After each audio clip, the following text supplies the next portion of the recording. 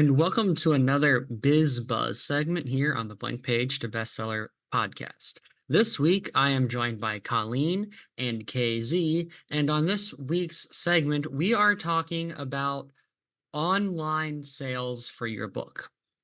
Now, I'm sure that between the three of us and everyone listening, probably the number one place that you think of when you think online book sales is Amazon, I would say. Colleen, KZ, agree with that? Yeah, pretty much. Yeah, exactly. It's pretty much taken over the online book sale, um, really the marketplace in the last 10 or 15 years. But today, we want to take that just a little bit further and talk about some of the other places online that authors can sell their books. But first, before we take it into that side of things, we do have to mention Amazon because, like we said, it's one of the biggest places that people are going to buy books. We've covered a lot on Amazon in the past, so I don't really want to delve too much into it. But in the last, I think it was about a week ago, KZ, we saw, and everyone who was a part of the Amazon, um, like the seller side of Amazon, we got a notification saying that our royalties for books will be changing. KZ, you saw that. I know I saw that. Colleen, you saw that. Let me real quick cover what that actually says because I have the exact wording from our account. Um, it says that. And the thing is, while you're looking for that, Peter, I'll mention that for anyone who is looking for that, it's in your KDP bookshelf. So there's a notification in your bookshelf. I expect eventually we'll get an email from them as well, but Mhm. that hasn't come through yet. Yeah, thanks for that clarification. That's really good. Yes, it is. This was in our KDP account. So this right at the very top of the page when you log in says changes to royalty rates for print books and color printing costs starting June 10, 2025. So starting on June 10th, 2025, we, Amazon, are changing the royalty rates for books priced below certain list prices. For example, less than $9.99 US dollars from 60% to 50%. And then separately, we are reducing color printing costs for paperbacks in some marketplaces. So there's really two different things in this announcement, but I think the most important one is the change in royalty rates. So, KZ, change in royalty rates. I know you have a few books on Amazon. How might this affect one of your books, just for our listeners? For me, it won't affect them because I follow a rule of thumb, and I look when I'm. This is print books only. So when I am preparing my pricing for a printed book, I look at what it's going to cost me to print that book, and then I make my choice on the what to charge, so that I earn back at least that amount. Mhm. So I've never priced my book in such a way that it would be less than $9.99 because it always cost me that much to print the book by the time I pay up the fees. I mean, it's I'm only making a few dollars sometimes on any one book. Some of them are better than others. I will say the nonfiction arena, you can make a lot more money than on an individual book than you do on a usually in the fiction. But even so, none of my print books are under $9.99. That said, I think we're going to have to wait and see how it rolls out. The way they've worded that is that they are not saying that only books that are priced under $9.99 it could be affected. Yes, I think that's really important to point out for sure. I was going to say the same thing. Yeah, I think what will happen is as we go in and we price our books, it's going to show up. It's going to Mhm. change from 60% and 30%, 35% to 50, 60, or 35% for Mhm. our choices for payments. So we'll just have to wait and see. Yeah, Colleen, I do want to ask you about this because do you remember way back when we first started working, we had an author who was actually she mispriced her book and she was Yeah. actually what was she doing? She was let our listeners Losing know a money. little bit about that. Yeah. She had priced her book, and then she was actually losing money on the book. She hadn't priced it enough, and we had worked with her. So, but I believe from what I remember, she did not want to take the price we suggested. And so she ended up losing money on every book that she was selling.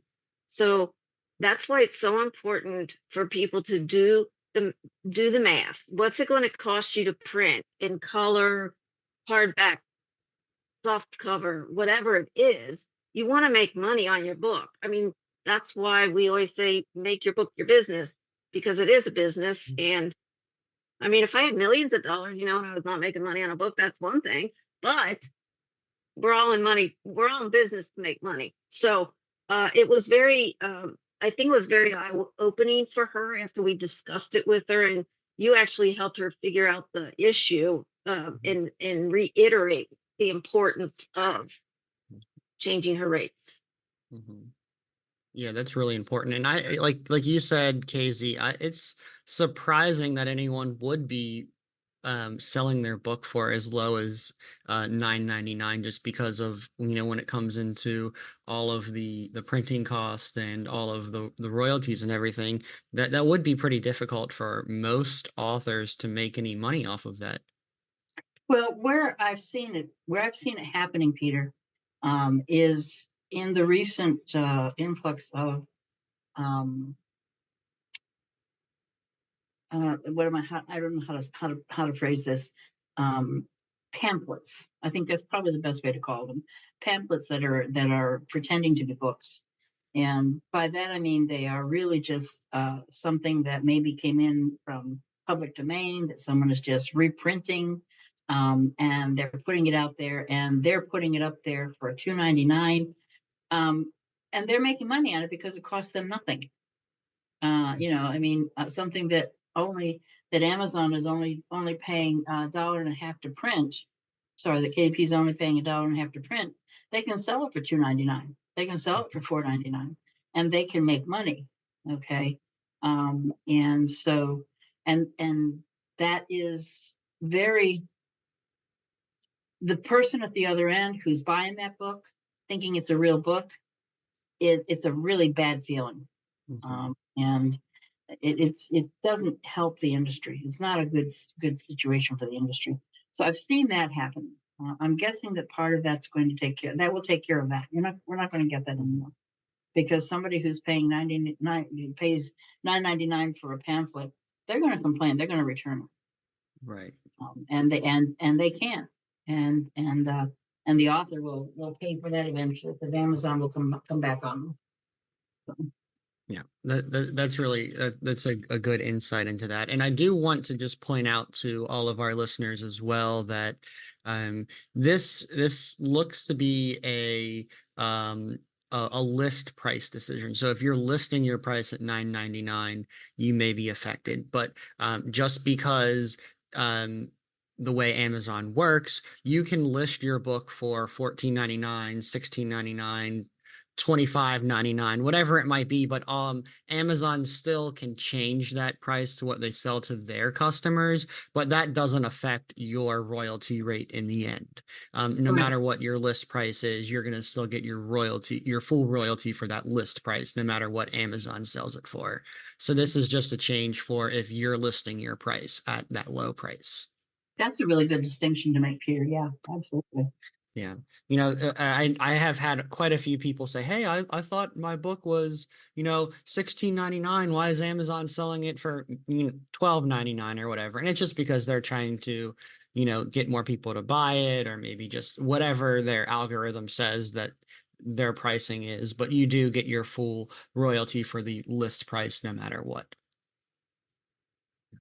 So now that we've kind of covered a little bit about Amazon, let's venture into the ways that authors might be able to sell their book online that do not include Amazon. Number one, I do think we should cover the author's own website. I think that's probably pretty ubiquitous amongst all authors, whether you have a website or not. That's probably the first place that you would go to sell a book outside of Amazon. Would you two agree with that? Yeah, I would agree. I believe one thing I do have a question about, and we can talk about later, is when the author sells it from their website, are we talking mostly about an ebook format? But I don't believe that it's important to find their software to make the EPUB become an ebook. But if you sell it off your online and it's a hardcover or soft cover, you have to make sure that you include those shipping costs, Mhm. correct? Yeah, Yeah. Colleen, you're definitely dealing with that. That's the real issue when it comes to selling your books from your own website. Mhm. Is that you have to you become not just the author, not just the marketer, but also the distributor. Right, right, Mhm. right. And yeah, I knew that, but I just was playing it around in my head because we had talked to some people about that anyway. Mhm. But other than that, yeah, it is a way that you can make more money on your book. Well, but keep in mind too is that, and I think this is an important distinction that many new authors don't understand is you can feature your book on your website and have the link go back to one of the distributors. Mhm. Okay, so it can go back to Amazon, and Mhm. Amazon is it will fulfill. It can go to to one of the other places printers that will actually fulfill. There aren't many of them, but there are a Mhm. few. Okay, so you can do it that way. However, most people who are thinking in terms of, I think, we're thinking in terms of their website for books, are looking at providing their own ebook, okay, or they have a distribution process where they are fulfilling without them having to garage their books themselves. Mhm. That's a good point. Let's actually let's use that as a good jumping off point for the two different styles here. Let's quickly cover some physical copy book sales because that's definitely one side of the online retail, and the other side is the ebook side of things. So let's just real quick cover what it would take, or what a physical fulfillment of a sale on your website might be. Like you said, Casey, yes, you can have a link back to Amazon to fulfill. Another thing that recently came out, maybe is about a year ago or so, is Ingram Spark actually has a retail link that authors can use for people to buy books from them as well, which I think Yes, is really interesting. yes, and so does Barnes and Noble, and Hmm. oh, there are a couple of them out there. I don't have. I'm sorry, I don't have them at the tips of my fingers. But yes, though that is relatively new. You're right. It's always been around, but it's they've gotten better at it. So it's become Hmm. more practical for writers. I want to caution. I think this is important. If you're a brand new author and you're just putting out one or two books and just getting started, don't go this route yet. Hmm.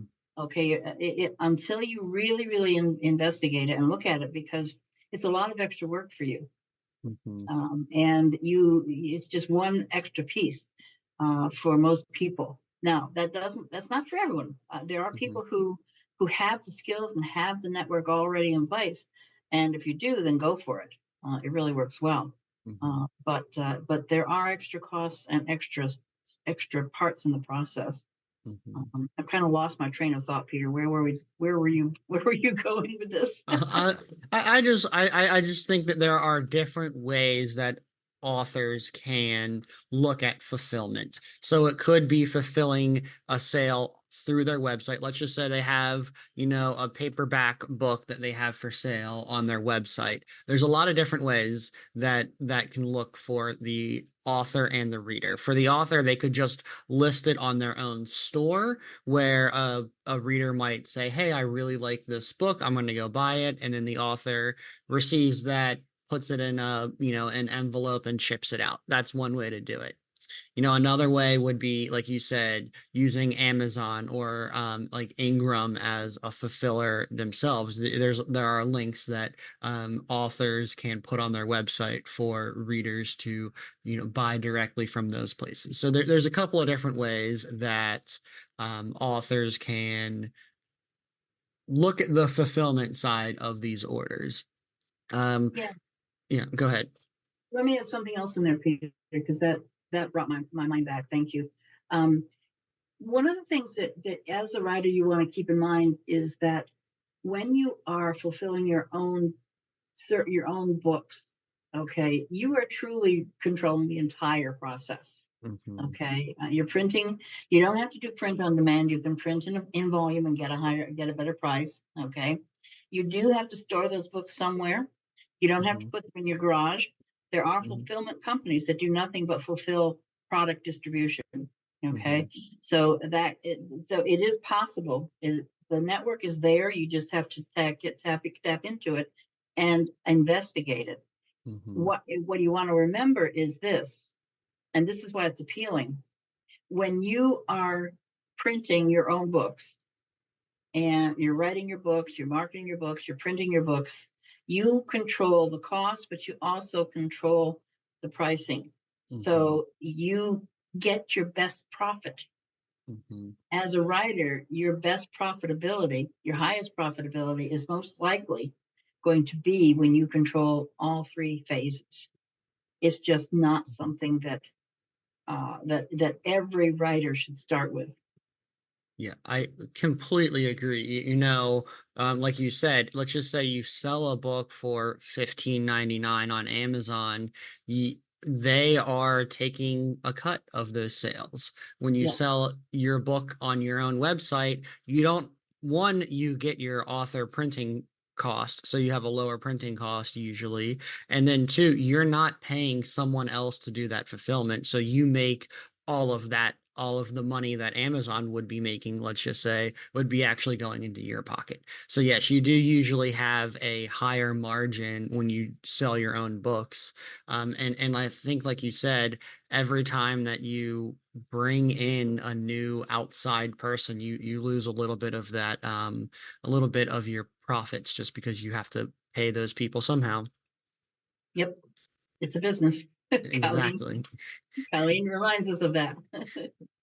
Exactly. Yeah. So, I don't want to get too deep in the weeds on all of that. I think we had mentioned in another episode, we talked about distribution. And I think that's probably a new biz buzz topic for the future, just all the different ways that we can work with distribution companies. But let's then move into where I think this makes the most sense, where selling online makes the most sense. And that's some sort of ebook.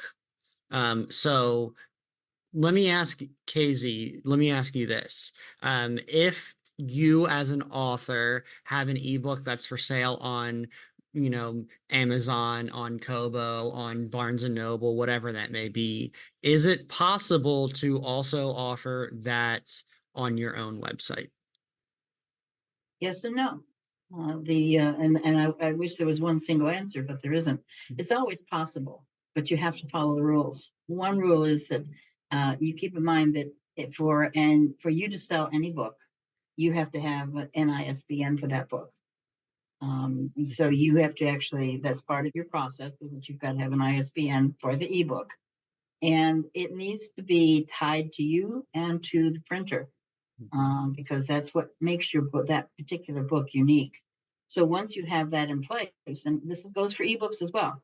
People Mhm. think you don't have to have an ISBN for ebooks. Well, you do if you want to sell them in this way. Um, so you want to do that. You want to make sure you've got an ISBN for it, and then you've got to make sure that you are able uh, to put that book out in a format that your readers want. Okay, Mhm. now you can always convert a book to a PDF, and Mhm. there are readers who will buy it. Okay, but most readers who want an ebook, they would like to have it in an EPUB format. Mhm. So it looks like when so that it will be reopenable in as a book. Okay, and this is where it gets challenging. And I'm not going to get into the technology side of this. Okay. That's like a million biz buzz segments all in one. Yeah, so so you do have some challenges with the ebook, but the short answer is yes, you can. So you can always offer your book in PDF format. You can always offer your book in EPUB format. You can choose to put your book out there without an ISBN, but I don't recommend it. And so you can sell the book in some format on your website. Just be careful that you aren't selling 5 different versions of the same book and in three or 4 different places. So you want to make sure you're selling the same book wherever you're selling it. Mhm. No, that's really important. And another thing I do want to just quickly remind people on, if your book is with the Kindle Unlimited program, you won't be able to do that because there is an exclusivity with Amazon. So just keep a heads up for that as well. Yeah, there's a 90-day timeline on that, and you renew it every 90 days. So Hmm. as long as you take it out of that exclusivity, but you can do whatever you want with it. However, that ebook is actually if you have your own ISBN, Hmm. if you're doing that, make sure you have your own ISBN. Hmm. Okay. So you want to make very clear that you've got that protection. Yeah, that's really important. Thank you for that.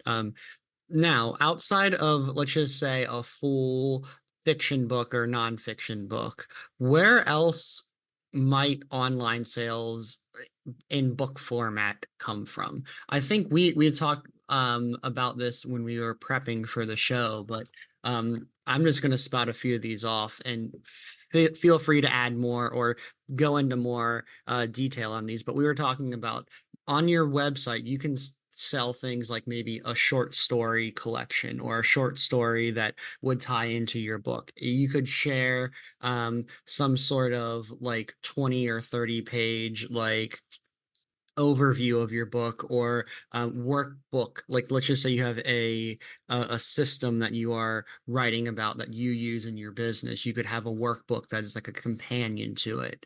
Anything else that I'm missing? And there's a lot of different areas, but it's basically different auxiliary pieces of your book that can be useful or might be exciting for your reader to have. Yeah, there's a large specialty market Mhm. for instance, hard copy volumes. Mhm. You might choose to offer your hard copy only off from your own website. You Mhm. might choose to offer one with special bindings, with Mhm. special glittery sides. Mhm. Okay, Mhm. Yeah. yeah, because that's a new one. You might also choose on your website to feature an actual hard set of, say you've got a series of 5 books, you might actually have a series, those 5 books in a special printing Mhm. just that is only available on your website. These are all reasons that you do this, it's marketing. You Mhm. do this to bring people to your website Right. and to continue to build your fans. Right. That's really important, and I think that's a really good point you make about having specialty offerings just on your website because it provides your readers something special, like we said, they're special. So it provides them something special for coming and visiting your website, being a fan of you. I think that's really a neat way to look at selling your books online. Um, I think one thing, I don't know if either of you two have done this or not, but I've seen a rise in like book boxes. Have you guys heard of book boxes? Box sets, yep. Yep, yeah, box sets are very popular Mhm. with in fiction in particular. Mhm. Yeah.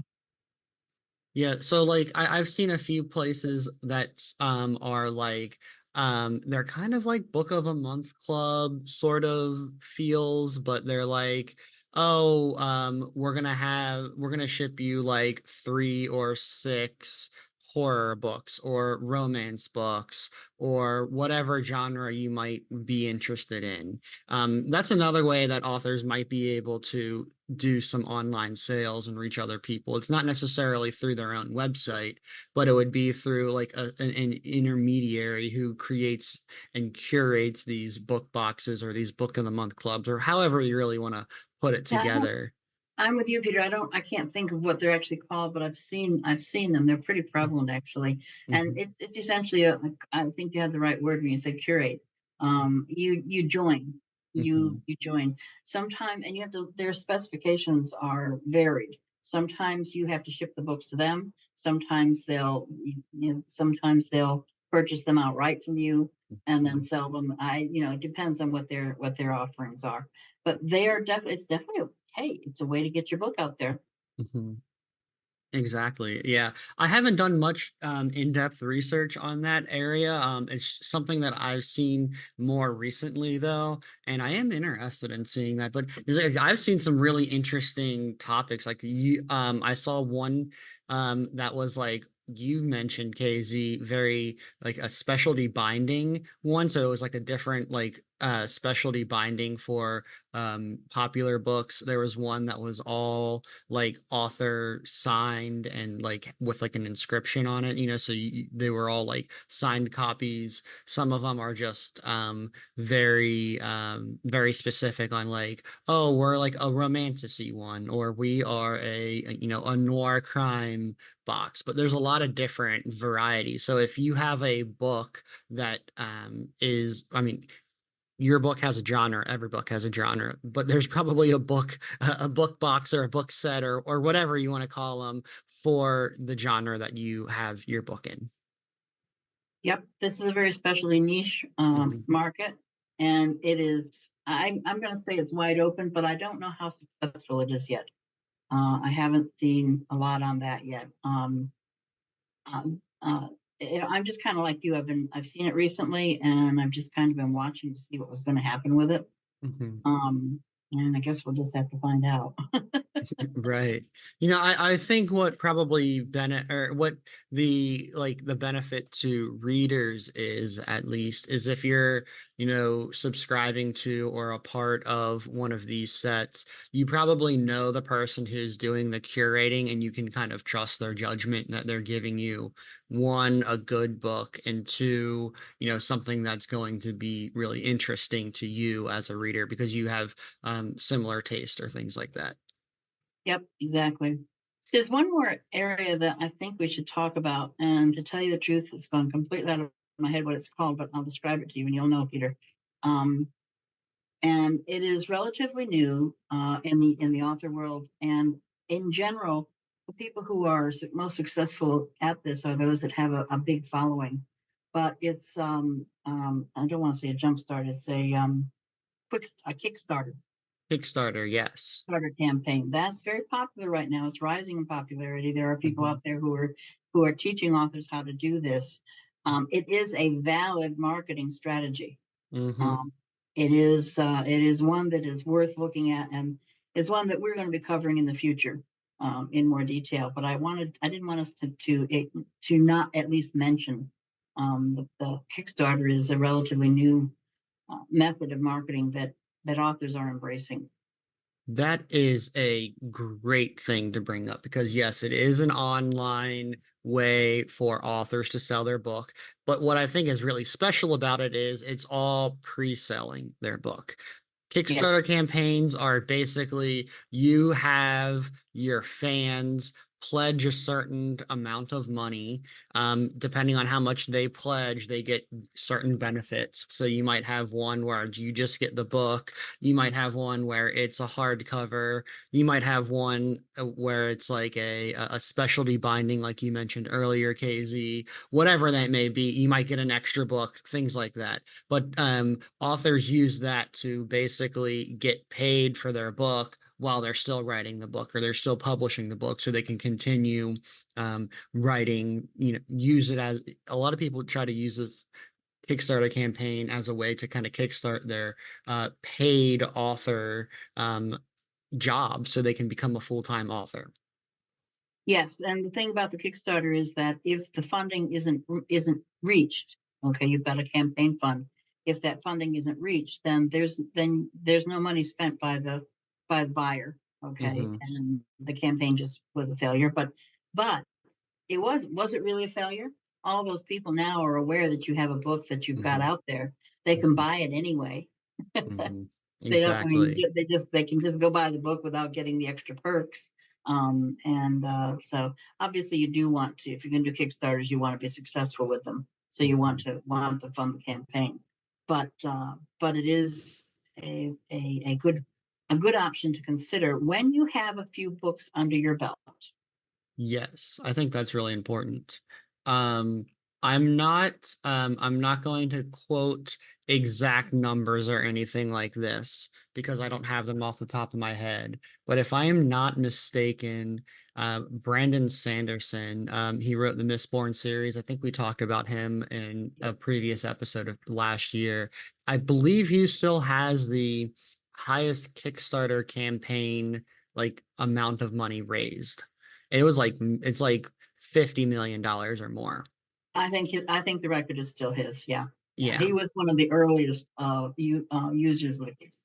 He was one Hmm. of the very first people who started did a kick, who did a Kickstarter campaign for books, Hmm. and proved it could work. Up until then, nobody really was successful at it. Not the way he was. Right. You know, and like you mentioned, he's successful with it because he already had a bit of a following, you know, a bit of A bit. uh well, yeah, I guess he's probably one of the more well-known fantasy and fantasy fiction writers. So yeah, he had a pretty good a pretty good following. So that's why he was able to become so successful. But other authors that are not named Brandon Sanderson have also been able to make a successful campaign. Yes, it's much more reachable now for the Yeah. everyday author. And the thing is, your Kickstarter doesn't have to be millions. Hmm. You don't need that. Exactly. I mean, you get a Kickstarter that's 2 or 3 thousand, and Hmm. that's a good campaign for you. Everybody's going to win on that. So Hmm. Yeah, exactly. So I know we've covered a little bit of everything today. So we've talked about the changes to the Amazon royalty rate. We've talked about how authors might be able to sell their own hardcover or paperback books on their website. We've talked about the potential ways that authors might even sell like an ebook on their website. And we've talked about some different ways, like Kickstarter, that authors can sell online. Is there anything between all of this that we've missed? I don't think we've missed anything, but let me know if we have. Colleen, KZ, anything? I think we've covered. Go ahead, Colleen. No, I was just gonna say, I think we've covered a lot. You guys had some really good points about all of this. I think we've covered it a lot. Yeah, I would agree with that. And the other thing I would say in my mind in closing is to think outside the box. Mhm. Don't be afraid to think in terms of what you've seen work in other areas of marketing and sales. And if you see a way to make it work for your book, and it fits the rules, and you're going to make money on it, then do it.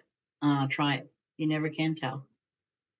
Exactly. And I think that there are so many different options out there that it's really nice because as a writer, as an author, you can really kind of customize how you sell your books to the ways that one benefit your strengths and two benefit how your readers really grab your books. I know over the last few weeks we've talked about libraries, we've talked about bookstores, and now we've talked about online sales. So between all of these, I think you should be able to kind of craft your own marketing strategy that really works for you and your book.